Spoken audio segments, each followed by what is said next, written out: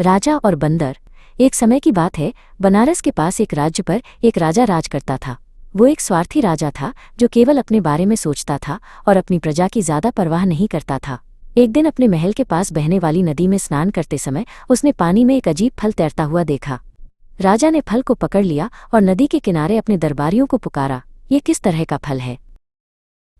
दरबारियों और बुद्धिमान लोगों ने उस अजीब फल को ध्यान से देखा, लेकिन वे उसका नाम नहीं बता सके।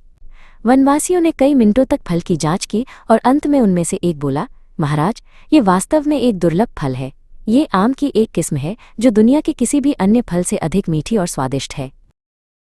राजा इसे चखने के लिए उत्सुक था, लेकिन उसने पहले अपने बारे में सोचा और ये सुनिश्चित करना चाहा कि फल जहरीला न हो। उसने अपने एक दरबारी को एक टुकड़ा दिया। जब दरबारी पर कोई बुरा प्रभाव नहीं पड़ा तो राजा ने अपने लिए एक टुकड़ा काटा। ये सच है, वो खुशी से चिल्लाया, मैंने अपने जीवन में इससे अच्छा फल कभी नहीं चखा। बताओ, ये पेड़ मुझे कहाँ मिल सकता है? ये फल एक दुर्लभ पेड़ पर उगता है जो यहाँ से कई दिनों की यात्रा के बाद नदी के किनारे ही पाया जा सकता है, एक वनवासी ने उत्तर दिया। अगले दिन शाही दल एक नाव पर सवार हुआ और उनकी यात्रा शुरू हुई। 5वें दिन जब अंधेरा हुआ तो एक वनवासी अचानक चिल्लाया, देखो, वो रहा वो पेड़ जिसकी हम तलाश कर रहे हैं। नाव को लंगर डाला गया और राजा और उसके दरबारी किनारे पर उतरे। पेड़ वास्तव में दुर्लभ आम के फलों से लदा हुआ था, लेकिन अब बहुत अंधेरा हो रहा था, इसलिए उसने अगली सुबह तक के लिए इस आनंद को बचाने का फैसला किया।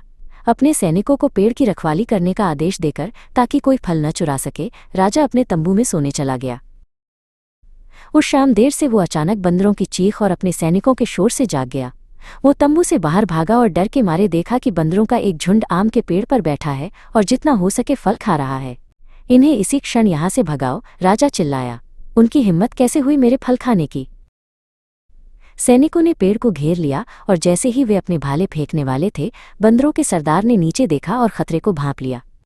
जल्दी से उसने एक शाखा का सिरा अपने शरीर के चारों ओर बांधा और हवा में पास के एक पेड़ की ओर छलांग लगा दी। वो बस एक शाखा को अपने हाथों से पकड़ने में कामयाब रहा। फिर उसने सभी बंदरों को अपने शरीर से बने पुल पर दौड़कर भाग जाने का आदेश दिया।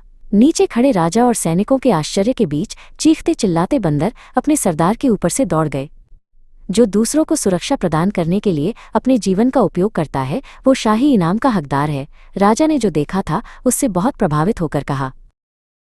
उस बेचारे बंदर को राजा के शिविर में वापस ले जाया गया। थोड़ी देर बाद राजा एक कटोरा फल लेकर उसके पास आया और पूछा, हे महान बंदर, तुमने दूसरों को बचाने के लिए अपनी जान जोखिम में क्यों डाली? मैं उनका नेता हूँ, बंदर ने उत्तर दिया। एक नेता को खतरे के समय में उनकी रक्षा करनी चाहिए, भले ही इसमें उसकी अपनी जान का जोखिम क्यों ना हो। राजा को अचानक एहसास हुआ कि उसने कितना स्वार्थी जीवन जिया है। वो बंदर को अपने साथ अपने महल में ले गया। उस दिन से राजा ने अपनी प्रजा पर बुद्धिमानी और अच्छी तरह से शासन किया और हर दिन वो नाश्ते में एक दुर्लभ आम खाता था, ताकि उसे बंदर द्वारा सिखाया गया सबक याद रहे। एक सच्चा नेता दूसरों की रक्षा करता है, भले ही इसके लिए बलिदान देना पड़े।